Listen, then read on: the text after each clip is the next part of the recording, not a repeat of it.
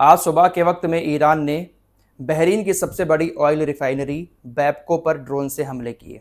Drone हमले के बाद बहरीन की तेल रिफाइनरी में आग लग गई। आग इतनी खतरनाक लगी कि दमकल कर्मी अभी तक आग को बुझाने में लगे हुए हैं। फिलहाल रिफाइनरी को अभी बंद कर दिया गया है। अब रिफाइनरी तेल का उत्पादन नहीं करेगी। ये बात सिर्फ बहरीन की नहीं है दोस्तों, सऊदी अरब ने भी अपनी कई सारी कंपनीज को बंद कर दिया है।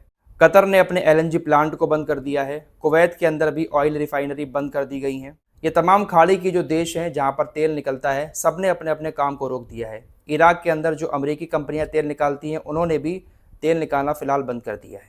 अमेरिका इजराइल ने ईरान के ऊपर हमला करके अच्छा नहीं किया है दोस्तों। नुकसान सिर्फ ईरान को नहीं होगा, बल्कि इसका असर पूरी दुनिया पर पड़ेगा और असर पड़ना शुरू हो भी चुका है। अगर ऐसा ही 10-15 दिन और चलता रहा तो पूरी दुनिया के अंदर हाहाकार मच जाएगा, खासकर यूरोप के अंदर। कच्चे तेल की कीमत आज $100 प्रति बैरल के ऊपर पहुंच गई है। आखिरी बार 2022 में तेल $100 प्रति बैरल से ऊपर गया था। यूक्रेन और रशिया की जब जंग शुरू हुई थी, उस दौरान $109 प्रति बैरल तक पहुंच गया था। लेकिन दोस्तों, अगर ऐसे ही जंग एक हफ्ता और बढ़ गई, अब ये ईरान वाली, तो तेल तकरीबन $150 पर बैरल तक पहुंच जाएगा। $150 प्रति बैरल तक पहुंचने का मतलब ये है कि तेल के दाम दोगुने हो जाएंगे। अभी जो है तेल तकरीबन 65, 70, 75, 80 इसी रेट में मिल रहा है। भारत रशिया से जो तेल खरीद रहा था वो $65 से $70 के बीच में मिल रहा था। सऊदी अरब से जो तेल खरीदता है वो तकरीबन $70 से $75 के बीच में मिलता है। अब अमेरिका के ज़रिए जो तेल खरीदना शुरू करेगा या थोड़ा बहुत खरीद रहा है, वो तकरीबन $75 से $80 पर बैरल तक मिलता है। भारत ने जो सबसे सस्ता तेल खरीदा आज तक वो रूस से खरीदा, क्योंकि रूस भारत को डिस्काउंट देता था। लेकिन शायद इस क्राइसिस में अब रूस भी किसी देश को डिस्काउंट नहीं देगा, क्योंकि खबरें ऐसी आ रही हैं कि कतर ने अपना जो एलएनजी गैस प्लांट बंद किया है, तो अब अमेरिकी कंपनियां एलएनजी गैस को डबल दाम में बेचने का प्लान बना रही हैं। अगर ये जंग 10-15 दिन और चल जाती है दोस्तों, तो पूरी दुनिया में हाहाकार मच जाएगा, क्योंकि मिडिल ईस्ट एक ऐसी जगह है जहां से कहीं ना कहीं हर देश का कुछ ना कुछ जुड़ा हुआ है। खबरें ऐसी आ रही हैं कि ब्रिटेन के अंदर सिर्फ 2 दिन का तेल बचा है। स्पेन के अंदर अभी से पेट्रोल पंप पर लंबी लाइनें दिखाई दे रही हैं। मीडिया रिपोर्ट्स में ऐसी चीज़ें सामने आ रही हैं। दरअसल ईरान मिडिल ईस्ट के देशों के तेल के ऊपर हमले इसलिए कर रहा है क्योंकि ईरान के तेल पर हमले हुए हैं। 30 ठिकानों पर ईरान के अंदर अमेरिका और इजराइल ने खतरनाक हमले किए हैं तेल भंडार पर। ईरान के अंदर इस वक्त हालात ऐसे हैं कि आज जब सुबह हुई है तो आसमान में उनको सूरज दिखाई नहीं दिया है, बल्कि पूरे आसमान में सिर्फ और सिर्फ काला धुआं दिखाई दिया है। आप खुद इमेजिन कीजिए, जहां पर बहुत ज्यादा तेल है स्टोर किया हुआ, वहां पर अगर बम गिराए जाएंगे तो हालात कैसे होंगे। दूर दूर तक आग फैली, आसमान में काले धुएं के गुब्बार हैं और ऊपर से वही तेल जो है टपक टपक कर नीचे गिर रहा है। कैंसर का खतरा बढ़ गया है, सांस लेने में दिक्कत हो रही है। पूरा का पूरा आसमान इस वक्त ईरान के, ज्यादातर तेहरान के अंदर हमले हुए हैं, तो तेहरान के अंदर तो पूरा आसमान इस वक्त काला धुएं से दिखाई दे रहा है। अमेरिकी मीडिया के हवाले से खबर आई है कि अमेरिका के जो अधिकारी हैं, जो सरकारी अधिकारी अभी सरकार में हैं, उनकी तरफ से ऐसा कहा गया है कि हमने ऐसा नहीं सोचा था कि इतने खतरनाक हमले ईरान के ऊपर इजराइल करेगा। जब जंग को शुरू करने की बात हमसे की गई थी तो कहा गया था कि हमले ऐसे नहीं होंगे, कुछ हमले होंगे और उसके बाद सत्ता परिवर्तन हो जाएगा। लेकिन इतने खतरनाक हमले जो हो रहे हैं, इससे पूरी दुनिया में तबाही आ सकती है, क्योंकि ईरान खामोश बैठने वाला नहीं है। ईरान के नए सुप्रीम लीडर अली खामनेई के बेटे मुज्तबा खामनेई बन चुके हैं। आपको रात मैंने पोस्ट करके बता दिया था, शहरी में ही आपको ये जानकारी भी मैं दे चुका हूं कि ईरान का सुप्रीम लीडर जो होता है वही सारे फैसले लेता है। सेना को चलाने वाला ईरान का सुप्रीम लीडर है। कितने हमले करने हैं, कहां कहां पर हमले करने हैं, ये सुप्रीम लीडर डिसाइड करता है। अली खामनेई के बेटे मुज्तबा खामनेई भी कहीं ना कहीं अपने वालिद की ही सोच के हैं, बल्कि उनसे भी ज़्यादा खतरनाक इनको माना जाता है। इसीलिए अमेरिका इनका विरोध कर रहा था कि ये ना बने, अगर ये बनता है तो हम इसको फौरन मार देंगे। वैसे इजराइल की तरफ से इनके सुप्रीम लीडर बनने के बाद ये दावा किया गया है कि ये घायल हैं। इस जंग के दौरान इनके ऊपर भी हमने हमला किया था। फिलहाल ये घायल हैं, लेकिन घायल हैं तो क्या हुआ, सुना होगा ना कि घायल शेर और भी ज़्यादा खतरनाक होता है। फिलहाल ईरान के ये जो नए सुप्रीम लीडर हैं, ये भी खामोश नहीं बैठेंगे। जंग को आगे ऐसे ही तेजी के साथ बढ़ाते रहेंगे और इसकी चपेट में आसपास के जो खाड़ी देश है, इनके ऊर्जा प्लांट आएंगे। तेल को निशाना बनाना ईरान ने शुरू कर दिया है। उधर स्ट्रेट ऑफ हॉर्मुज को बंद किया हुआ है, इधर ऑयल रिफाइनरी को निशाना बनाया जा रहा है। अब पूरी दुनिया में कहीं ना कहीं बहुत जल्द संकट मंडरा सकता है। फिलहाल भारत की बात करें तो भारत ये कह रहा है कि हमारे पास स्टोर काफ़ी है।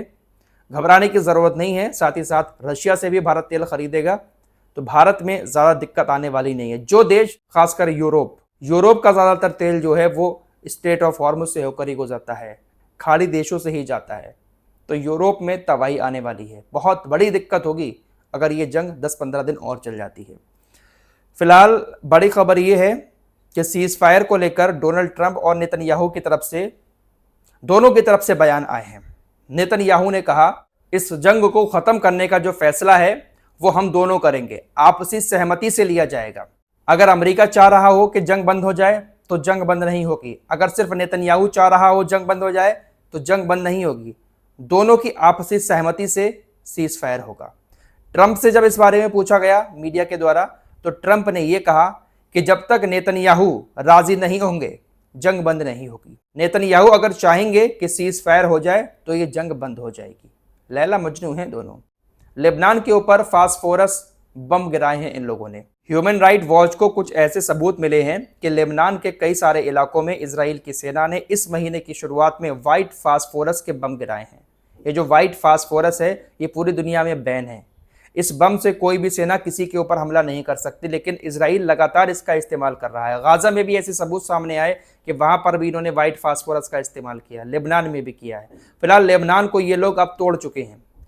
पहली बार 1955 के बाद पहली बार खबर ऐसी है कि लेबनान के राष्ट्रपति इजराइल से बात करेंगे।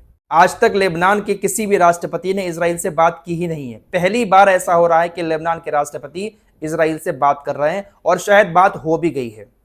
इसीलिए शायद अब लेबनान हिजबुल्लाह को अपने देश से निकालने का प्लान बना रहा है। लेबनान की कोई खास आर्मी नहीं है, लेकिन हिजबुल्लाह को निकालने का प्लान बनाया जा रहा है। वहीं हिजबुल्लाह ने भी आदेश दे दिया है कि अगर लेबनान की आर्मी कोई इंटरफेयर करती है हमारे बीच, हमारे ऊपर हमला करने की कोशिश करती है, तो आप लेबनान की आर्मी पर भी हमला करें। हिजबुल्लाह लेबनान देश के अंदर है, कुछ इलाकों में बैठा हुआ। इजराइल ने लेबनान के आम लोगों को इतना मारा कि लेबनान की सरकार अब इजराइल की बात मानने को तैयार हो गई है। हिजबुल्लाह को निकालेगी लेबनानी सरकार अपने देश से, लेकिन हिजबुल्लाह इतनी आसानी से नहीं निकलेगा। तो इन्होंने आपस में ही दोनों को लड़ा दिया है। तो ये कर रहा है इजराइल। फिलहाल खबर यह है कि ईरान के शाहिद 136 ड्रोन को मारने के लिए यूक्रेन से ड्रोन मिडिल ईस्ट में पहुंचने वाले हैं, और साथ ही साथ यूक्रेन अपने उन फौजियों को भी मिडिल ईस्ट में भेज रहा है, खासकर बहरीन और कतर के अंदर, जिन फौजियों ने रशिया और यूक्रेन की जंग में रशिया की तरफ से छोड़े गए ईरानी ड्रोन को मारा था।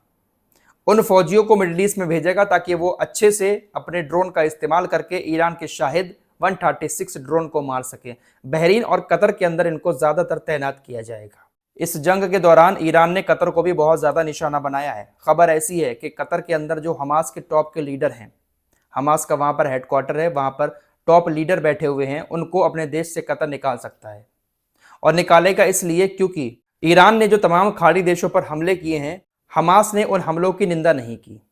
ईरान के हमलों की निंदा हमास की तरफ से नहीं की गई, इसलिए कतर हमास के नेताओं को देश से बाहर निकालेगा।